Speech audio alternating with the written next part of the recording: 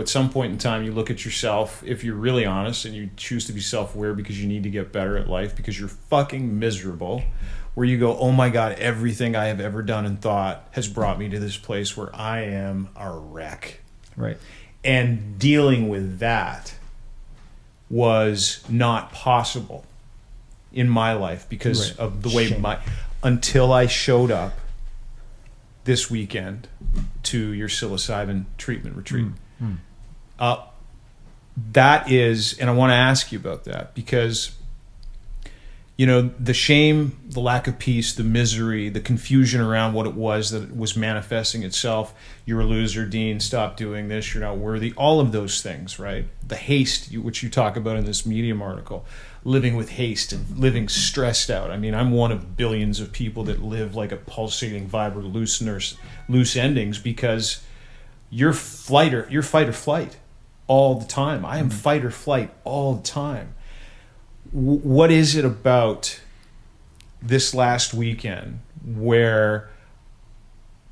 what is it about mushrooms that help me look at myself? It makes me emotional even talking about it. What is it about mushrooms? What is it about what I experienced this weekend that enabled me to look at all those shameful versions of myself? The alcoholic, the sad guy, the angry guy, the fearful guy, the guy who's still afraid of his dad at 51 for some fucked up reason. You know, what is it about that experience that enabled me to look at that in a way that I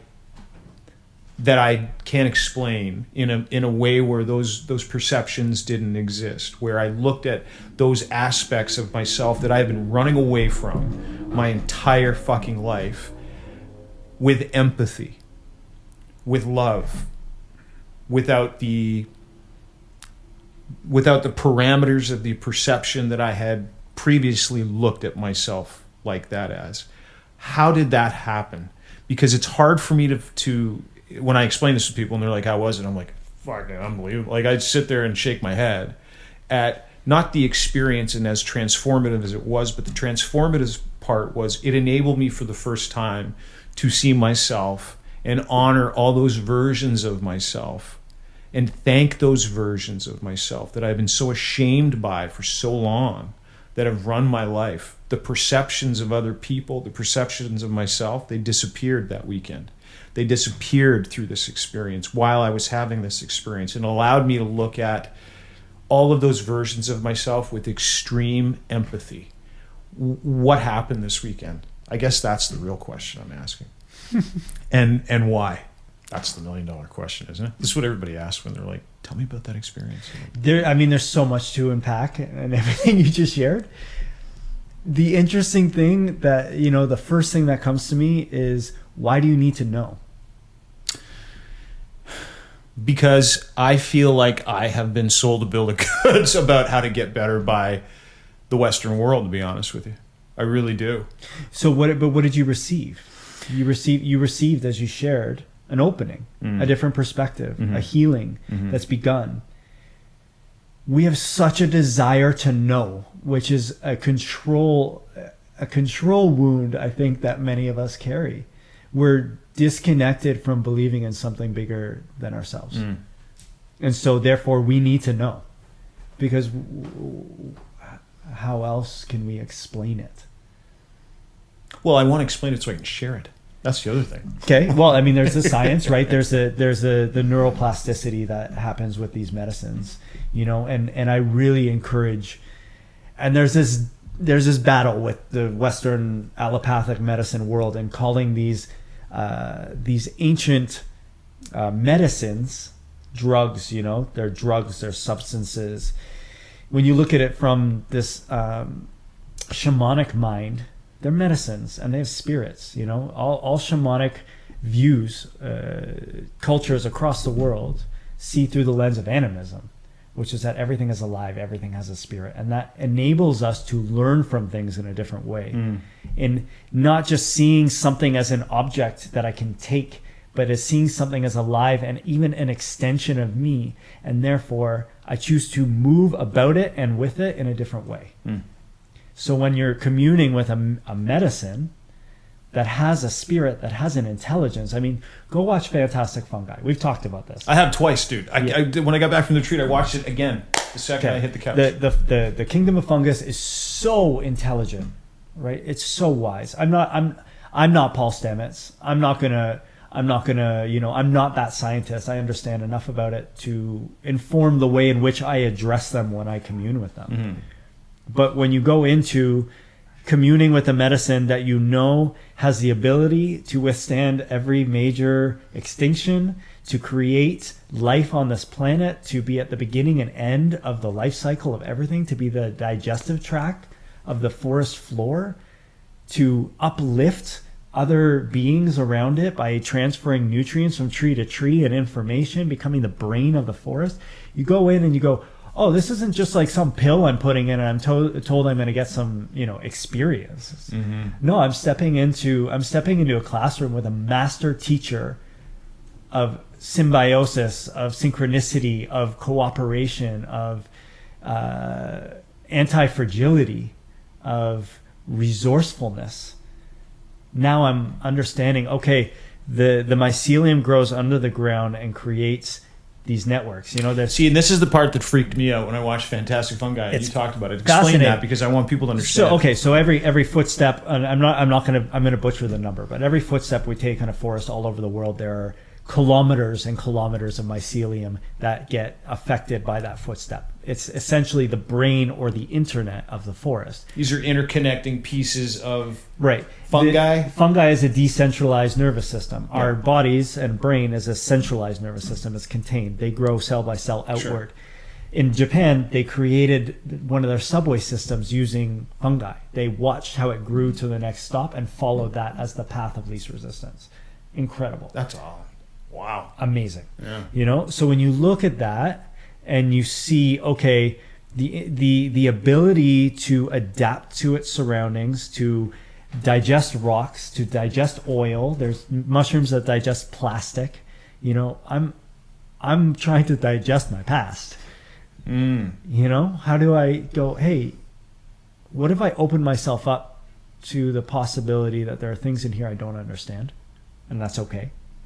But I open myself as a humble student. I let go of what I think I know. I let go of what I think I need to know. I let go of my expectations of what parts of me I think I'm going to face, what that journey is supposed to look like for me to arrive at the destination of healing this wound. Mm-hmm. And I just go, I'm here. I'm grateful.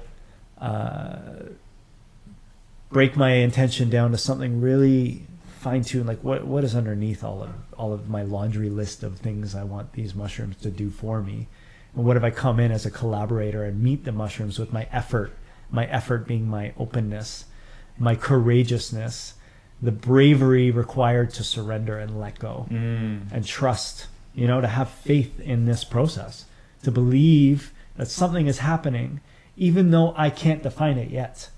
But I'm watching it unfold in front of my very eyes, inside of me as well. I'm experiencing my transformation. How beautiful is that? Mm-hmm. So when you're in the midst of, sometimes when you look at these, when people call them psychedelic trips, and they have a bad trip, it's probably that they were in a scenario where the medicine was offering them an opportunity to sit with some aspects that they've been avoiding, and they weren't prepared for it. Mm-hmm. When you go into that and you say, wow, it's so beautiful to transform, to heal, and to be a part of that, now the difficult journey becomes something that we can embrace, even when it's hard. We can lean in. We can say, I'm worth this effort. I'm worth this courageousness. Well, and let me just preface it a little bit, because I have done all the Western medicines that have been told, SSRIs, I've been told, whether it be a mood enhancer, mood stabilizer, anti-anxiety medication. I've taken those. I've been given lorazepam before. And these were all symptom maskers. And I'll tell you how I know that today, because there are two things I experienced from going to this retreat with you, doing a high dose of psilocybin, mushrooms, tea, stems, and going through the experience with you, the entire treatment, which was about 6 hours, right? From the second, I mean, there was prep and there was education that came with it. There was understanding, there was sharing, which put me at ease. But there were two ways that it really manifested itself in that Western medicine has never addressed, in which I'm still experiencing relief from my anxiety, my PTSD, and my stress. One is that ability that I said that I had to look at myself in a non-judgmental, non-shameful way, and also to be proud of those versions of myself that I was running from, but in a real tangible way. I do not have the same fear. I am not jacked up. I am not on this edge or fight or flight ledge, so to speak. That's what I like to kind of explain. How I explain it to people is like being on the ledge all the time, wondering if you're going to fall or what's going to happen. But when I wake up in the morning, I've woken up with dread. I mean, real, tangible, panicky dread for 7 years. Every morning for 7 years since I quit drinking. That has never not happened to me. It has been every morning faithfully. I wake up and there's a voice in my head that would say, don't bother, don't try. It's hopeless, really nihilistic shit, right? Mm-hmm. That manifested itself physically in ways where I couldn't concentrate. I couldn't brush my teeth. I wouldn't shower until 10, 11 o'clock. And that would be a struggle to get into the shower. The idea of getting my clothes on seemed like a job to me for 7 years. The day after the ceremony, I woke up and I was happy. I sat in my room and I cried because I wasn't sure what I was experiencing, because I hadn't felt that for a long time. That was on Sunday. Monday morning, the exact same thing. I woke up and I heard birds instead of thinking life's terrible. How is it that I've tried every other available opportunity to get well, to help me get relief from depression, help me get a better perspective from cognitive behavioral therapy, which does help, and I've laid the tracks, I believe, through, psychiatric, psychological approaches to being able to deal with my PTSD, stress, anxiety, and how I felt about myself. How is it that none of those things relieved that? Yet in the morning, and since then, that entire darkness is gone. Because that's the part that makes me emotional today as I sit here after this experience that I had with you. That is not Western medicine, but it is the only thing that has provided me relief in the last 7 years. I thank you for sharing it. I feel so honored and frankly privileged to be able to bear witness to these experiences that people are having, where they're remembering themselves, returning home to themselves. It's so powerful. I get emotional, because my journey's been so intense too. And in this process, our availability to connect with each other is so much more present. It's at the surface, and when I feel you, and I allow myself to do that, and that gives me hope for humanity. It really does. It gives me hope for a world that I think we're capable of. And it's not to say that these medicines are the answer, but there's something that helps us to remember our nature, because they are nature. Western medicine and science has done incredible things, helped so many people, saved so many lives. I have benefited from surgery. I've benefited from all sorts of things. And there's something we're missing if we just keep rushing to get to the solution of feeling better.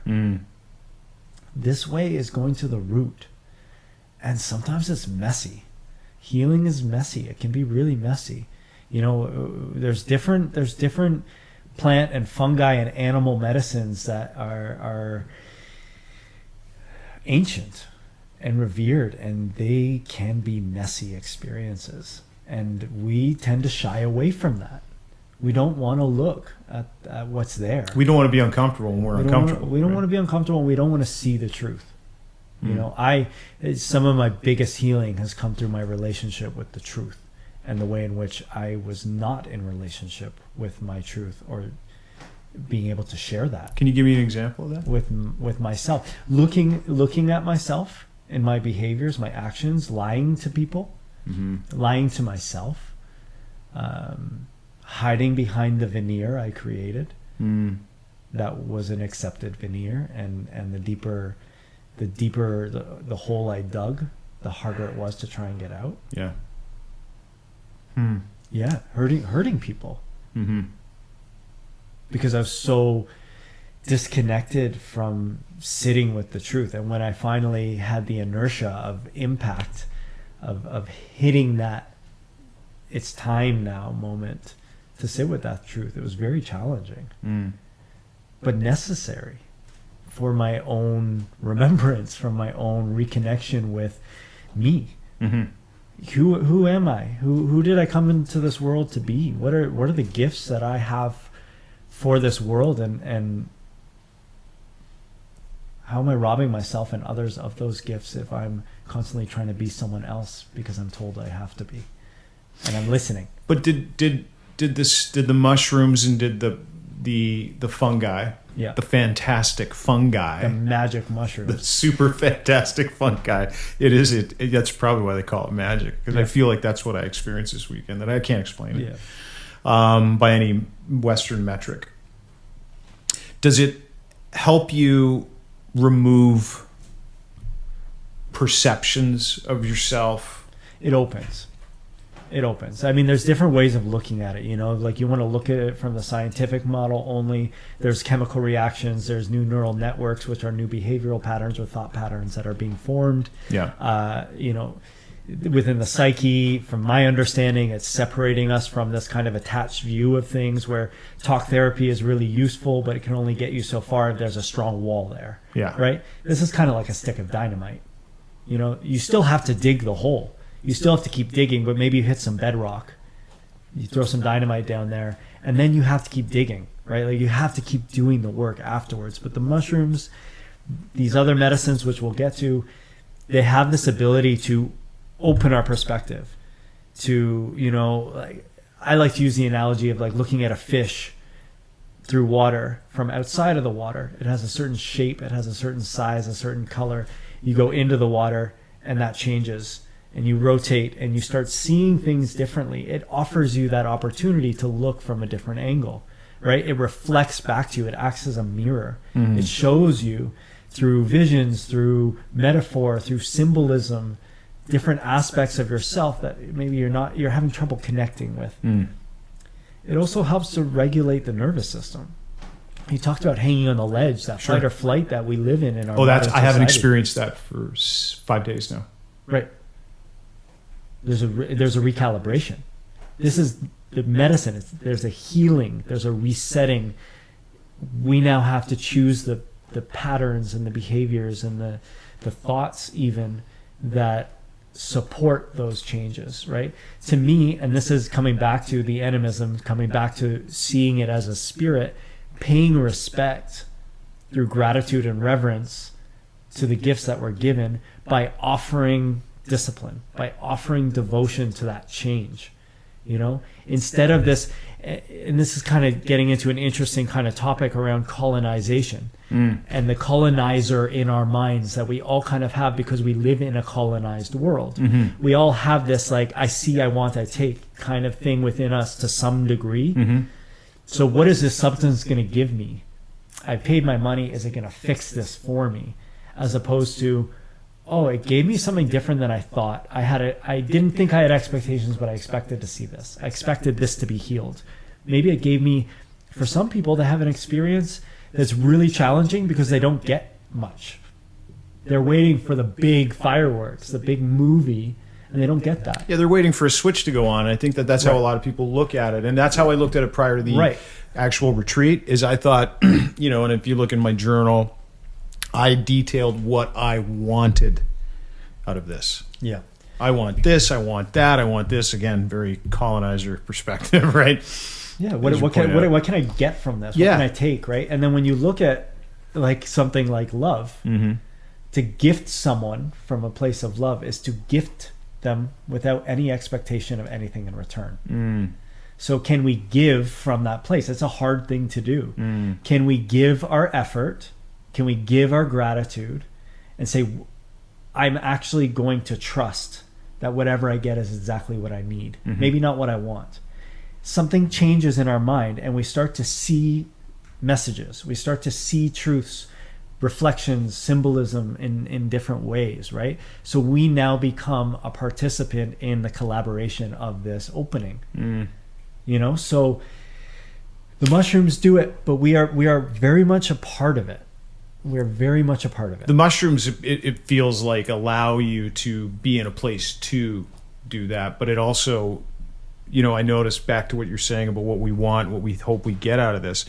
What I experienced was a dissolution of something. There was a dissolving of my expectations. There was a dissolving of fear around dealing with the things. There was a dissolving of shame, so I could look at those versions of myself that I carried around in shameful ways and feel sorry for them, to thank myself for those. You know, there was this disillusion of, hey, listen, Dino, you were only doing, and I remember thinking this at the time, you know, and part of my journey was, I've shared with you and I've actually written about, was I wanted to kill versions of myself that I was ashamed of, parts of myself that I didn't like, the lying parts, you know, the perception of failure parts, the sadness part, the weak, because I interpret all those things as weaknesses. You know, being sad. You can't be publicly weak because then you might not get hired. You can't be publicly sad. You can't be moaning and pissing about the way life is because people are going to think there's something wrong with you, and that'll translate into losing money. Right. You know, that's how my poison brain at the time thought about it.